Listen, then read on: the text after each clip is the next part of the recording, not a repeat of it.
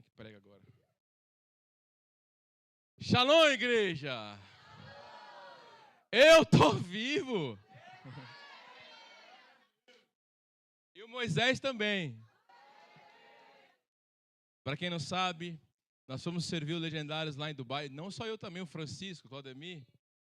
Né? O pessoal tá vendo até com o boné do Dubai aí já, ó. Só para dizer, eu sobrevivi à guerra, né? AU.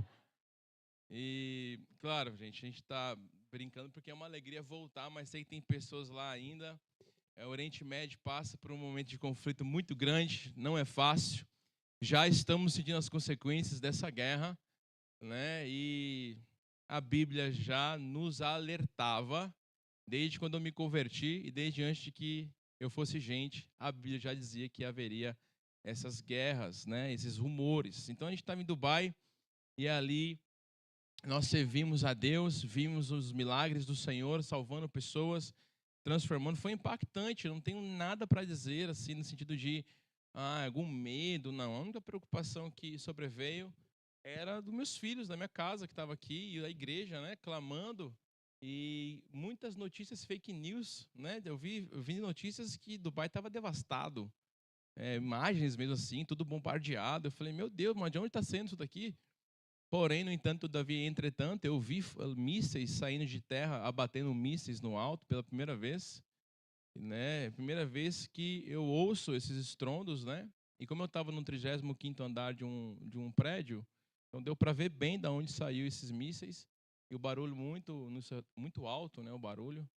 E ali eu falei, agora, Moisés, mais uma vez só oração, né? E ali a gente estava se preparando para rota de fuga, planejamentos para sair de Dubai, porque todos os voos foram cancelados. Eu comprei mais de 3, 4 passagens para poder sair de Dubai, não consegui nas duas primeiras. Então foi um desafio muito grande sair de Dubai. Porém, tinha algo que estava dentro de mim, a confiança. E, por incrível que pareça, uma frase da minha mãe saltou o meu coração lá em Dubai: para morrer basta estar vivo. E aí eu me lembrei dessa frase e tranquilizei. Essa frase que a minha mãe... Foi minha mãe que fez essa frase. Ela sempre falava isso aí pra mim, né? Que a doença, ou acidente, ou é só uma desculpa pra morte, né? Até porque eu quero dar uma notícia pra vocês: todos vão morrer. Né? Então você não é Highlander, né? Imortal. O seu fim chegará. Possa ser na juventude, possa ser muito idoso. Nós não sabemos. Nós nem sabemos em totalidade se estamos totalmente saudáveis. Não fica pagando de bonitinho, não. Você não sabe. O dia de amanhã. Então, eu peguei essa frase e falei, estou vivo, pelo menos, até aqui. Então, eu só preciso estar vivo para morrer. Né? E comecei a olhar muitas coisas na minha vida. E aí, uma das coisas, eu perguntei para o Senhor, já acabou meu tempo? Né? Já terminei a missão, era só até Dubai mesmo? Eu ainda não cheguei nas Maldivas com a minha esposa ainda. É brincadeira. Não é? E aí eu senti muita paz. E eu falei isso para minha esposa. Eu falei, Fê, para morrer basta estar vivo. Eu podia estar na cama ao teu lado. Eu teria um infarto, morri ali mesmo. Pode, qualquer coisa. Daí ela falou assim, então eu vou parar de jejuar. Eu falei, não faça isso. Porque eu não estou falando para você parar de jejuar. Continua orando e jejuando. Porque eu também não me entreguei assim, desse jeito. Né? Então, eu estava ali confiante em Deus. E acredito até que Deus usou essa oportunidade de situação em Dubai para Deus falar com minha esposa sobre a rainha Esther.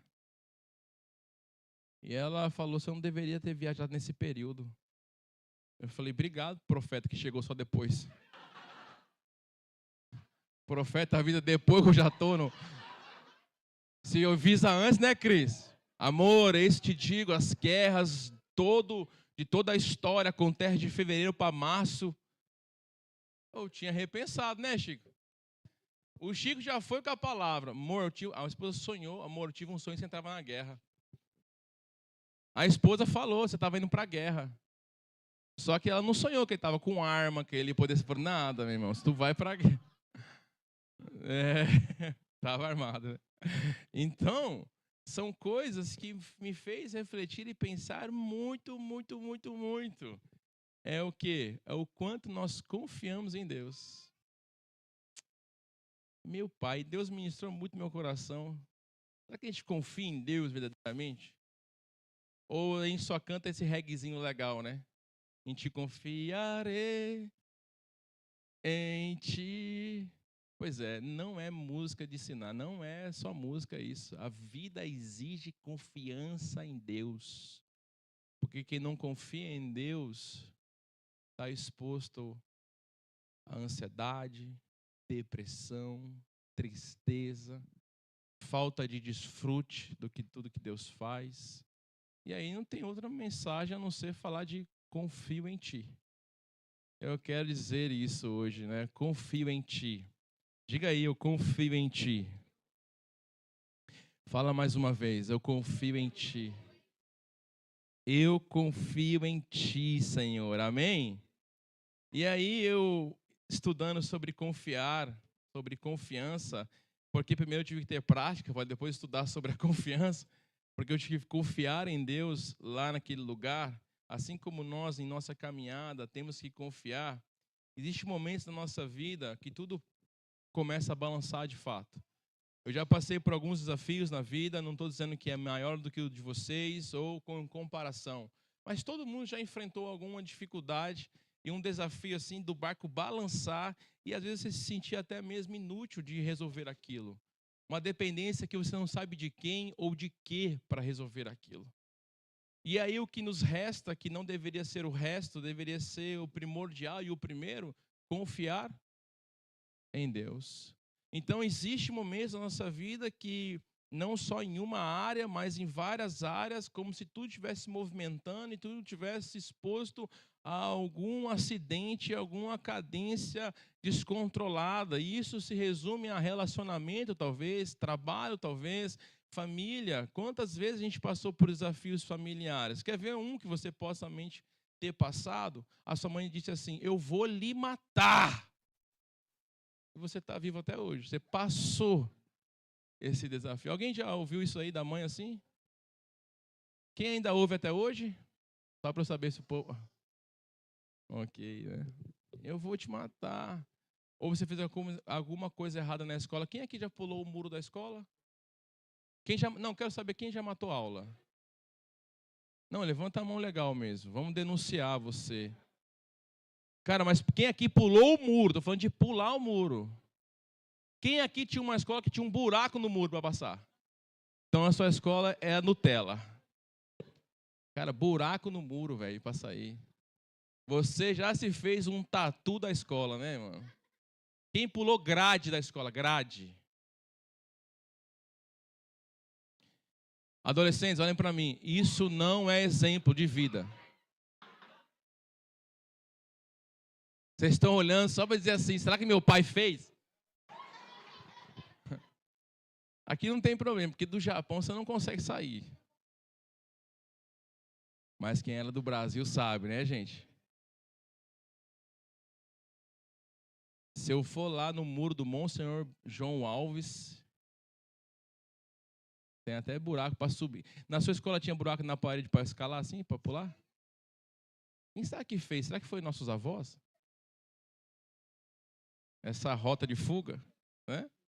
Então são coisas que a gente passa e hoje o que nós estamos encontrando diante dos desafios global, a economia que está nos ameaçando e tantas coisas estão nos ameaçando. Você concorda comigo? O noticiário o mundo está acabando, se você resumir o noticiário. Se você gosta de investimento e você ver os vídeos do Thiago Nigro, um investidor do Brasil, ele já está falando de colapso econômico. Né? Hoje nós estamos vendo essas notícias. Essas notícias, para os sabidos, para os bem atualizados, essas notícias assustam. Para quem não quer nem saber nada da vida, não tem projeto, não tem nada, Talvez, que mate mesmo, que exploda a guerra, né? Essa ilha que afunde. A gente não está nem aí para a vida, não é verdade? Teve até um profeta, Senhor, eu quero morrer também. Então tem umas loucuras dessa. Mas você que está atualizado, está recebendo notícias, e isso vai gerando, de certa forma, um desconforto e uma imprevisibilidade do futuro, até mesmo economicamente. Aí você não sabe se você junta dinheiro, você não sabe se você vai para o Brasil, se fica. Agora a ministra está ameaçando visto permanente agora com certas condições. Vai subir para 300 mil um visto permanente, 40 mil uma renovação de visto. Né? Então você vai recebendo notícia, como se nós tivéssemos uma corrida insana para o fim. Não que a gente não esteja indo para o fim, nós estamos, mas ainda temos muito a fazer ao Senhor. Eu não gosto de começar meu sermão dando esse tipo de notícia, mas a realidade é que agora você precisa ativar o modo real de confiar em Deus. Porque você vai começar a acabar recuando nas suas emoções, na sua alegria, na sua felicidade, nos seus projetos. Escute, os adolescentes estão aqui anotando a pregação. Não, eu vou lutar até o fim para fazer algo melhor para eles. Nós temos que entender que a única coisa que nós precisamos no momento em que tudo está se movendo, não só essa realidade, porque muitas das vezes a realidade é guerra no Oriente Médio, com consequências econômicas no Japão, porém, no entanto, todavia, a tua guerra é a terceira, a tua guerra muitas das vezes é dentro da tua casa e ela é a terceira guerra mundial. Porque, irmão, pode estar quebrando o pau lá fora, quando você está bem dentro de casa, você está em paz, tá ou não tá, gente? Né? Pior do que aquela guerra no Oriente Médio, cara, é duas pessoas, marido e esposa, brigando em casa. É ou não é, gente? Porque é remédio que não tem solução, é trabalho que não resolve, porque não tem remédio para a dor emocional. Não tem. Quer dizer, tem cura, não tem remédio. A cura é Jesus. Amém? Mas a gente precisa entender isso, porque você pode ter passado por um tempo desse, você pode estar passando por um tempo desse, muito difícil, e você pode ainda passar um dia. Então, essa mensagem é para o passado, para o presente e para onde? Para o futuro. Então, diga mais uma vez, eu confio em Ti. E aí você pode parar para analisar um pouco confiança. Você vai perceber, eu vou já fazer a luz da palavra sobre confiança, mas você vai perceber que a gente confia em muitas coisas. Quer ver uma coisa que a gente confia, por exemplo? É entrar num avião. Você não tem o controle, você não sabe quem está pilotando, você não sabe se ele bebeu cachaça, você não sabe se ele está bêbado, você não sabe se hoje ele está afim de suicídio. É um piloto. E a gente não sabe qual é a realidade da família dele. A gente não sabe qual é a religião dele, meu irmão. E você sabe que teve 2 aviões que bateu contra uma torre nos Estados Unidos. Então você embarca naquele lugar, você não tem para onde correr. A cabine está pressurizada, então, mesmo que você tente abrir a porta para assaltar, você não vai conseguir sair, a porta não abre. Irmão, tu confia em um homem. É ou não é? As esposas que dirigem aqui, diga eu, os maridos confiam em você.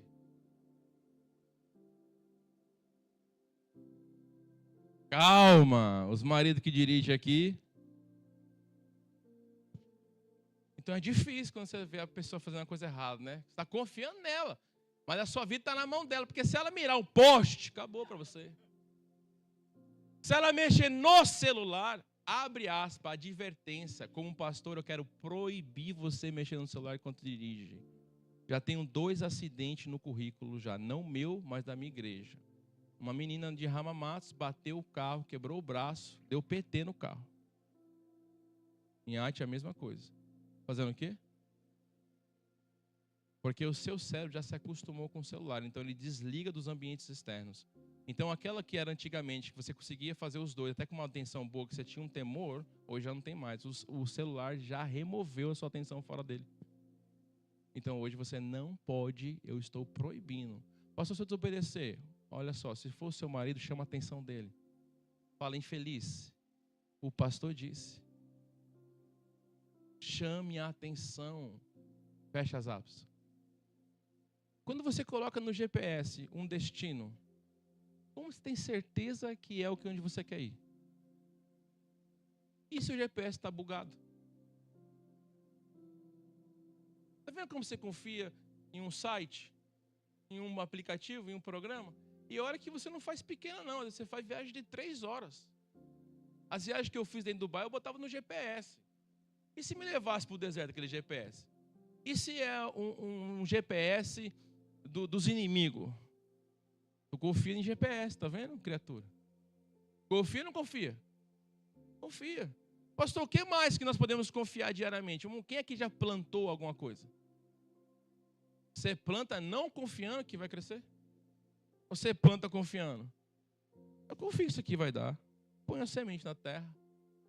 Isso é um símbolo de confiança, sim ou não? Quer ver só uma coisa bem legal? Quem aqui já fez alguma cirurgia no coração? Levanta a mão. Tu já fez, irmão, cirurgia no coração? Quem foi que fez a cirurgia no teu coração? Não, qual é o nome dele? Não sabe?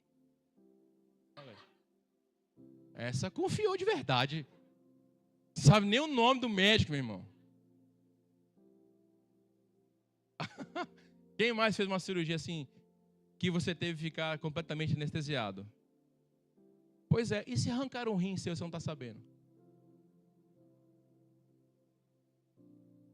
Por que você confiou, meu irmão? Você confiou nesse médico. Por quê? Quer ver só procedimento estético médicos?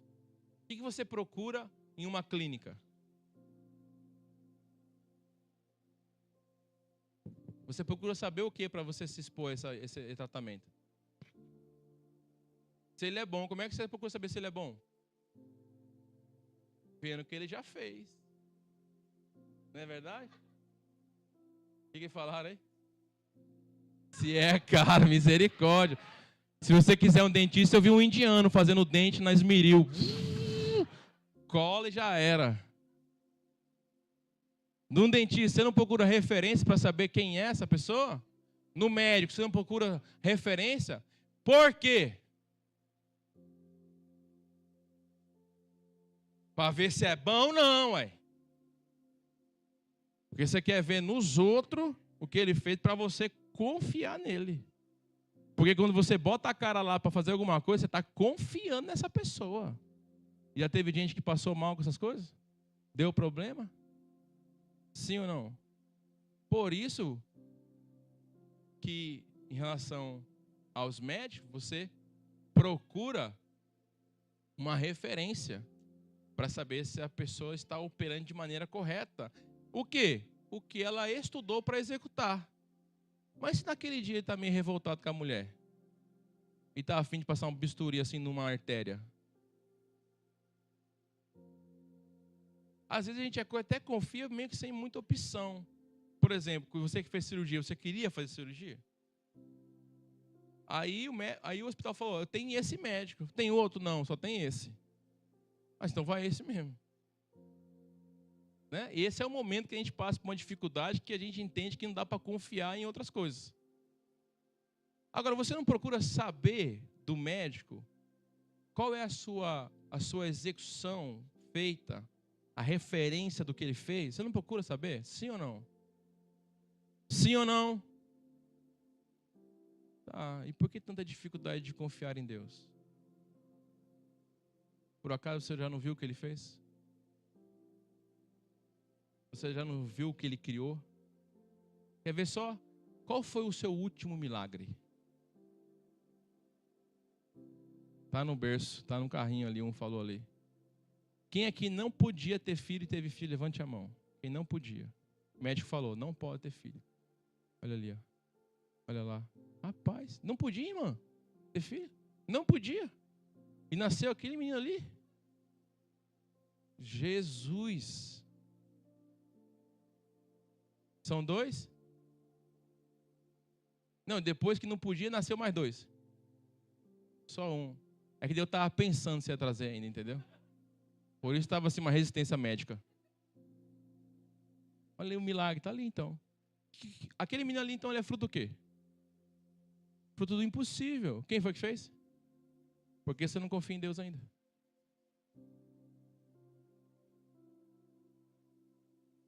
Tu teve coragem de sair do Brasil, pegar um avião que não conhece o piloto, não sabe qual é o dia dele, você não sabe nada, andou, voou, veio até aqui.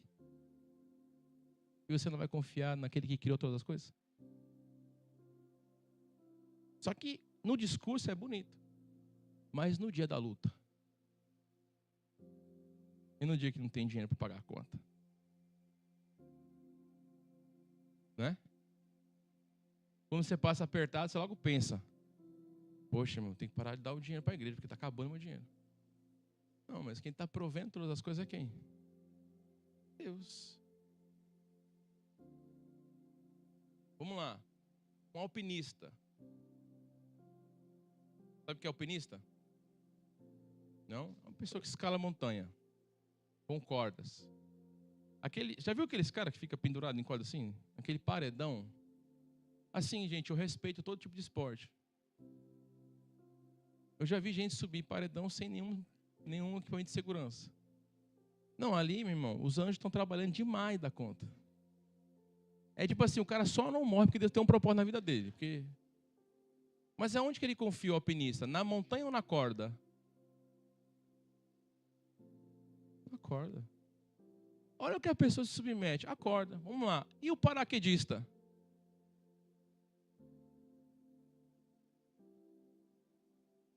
E você sabe que no exército, o paraquedista, quem dobra o paraquedas é ele mesmo. Ninguém pode dobrar o paraquedas do outro. Imagina só. Quem aqui deixaria alguém dobrar teu paraquedas? A esposa não pode deixar de jeito nenhum. Marido, muito menos. Quem ele tem coragem? Meu irmão, quantas coisas diariamente você está confiando? Quantas coisas diariamente? Por exemplo, quem aqui trabalhou esse mês? Está trabalhando esse mês? Hoje é dia 15. Tá. Quem te diz que o salário vai cair dia 5 ou dia 10 do mês que vem? Quem diz? E se essa empresa falir nos próximos 10 dias? Porque eu tenho aqui o Marco, que a empresa faliu e ele ficou sem salário. Mas você confia que o teu salário vai cair, né? Ai, pastor, eu confio. Agora estou ficando com medo, pastor. Ai, será que eu vou lá pedir já o adiantamento? O vale? Que não vale nada, depois você tem que devolver? Hã? Tá vendo? Quantas pessoas você coloca a sua confiança? Quantas coisas você coloca a sua confiança? E Deus está dizendo para nós nesse dia: eu quero que você confie em mim.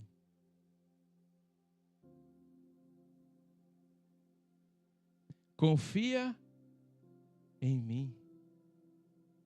Quem está comigo? Então, quando as coisas começarem a ter um abalo, Hebreus capítulo 12, verso 26. Coloca rapidinho para mim aqui, varão, porque hoje confio em ti. Eu vou abrir esse salmo já já. Mas coloca esse Hebreus 12, 26. Isso aí. A voz dele, naquela ocasião, abalou a terra. Mas agora promete: uma vez mais abalarei, não apenas a terra, mas também as palavras, uma vez mais, indicam a remoção das coisas mutáveis, isto é, das coisas criadas, de forma que permaneça o que é inabalável. Escute uma coisa: muitos abalos vêm na nossa vida para arrancar aquilo que Ele não colocou, para tirar aquilo que não foi Ele que deu, para remover aquilo que não pertence a você, não foi Deus. E aí Ele permite abalo para arrancar o que é instável, para permanecer só o que é estável. Quer ver o que é isso? Por exemplo, quando você quebra, você vê quem são seus amigos. Então Ele permite alguns abalos na sua vida para tirar coisas que não são estáveis na nossa vida. Ele permite. Para de reclamar. Eu estava pregando na cela do Júnior, online, eu estava falando sobre a alegria de um, muitas das vezes é a tristeza do outro, na mesma atividade, no mesmo acontecimento. Porque Deus tem os seus planos, mas presta atenção. A gente usa o termo chacoalhar a videira para que os frutos verdadeiros permaneçam, mas eu não quero usar esse pejorativo. Eu quero dizer o seguinte, quando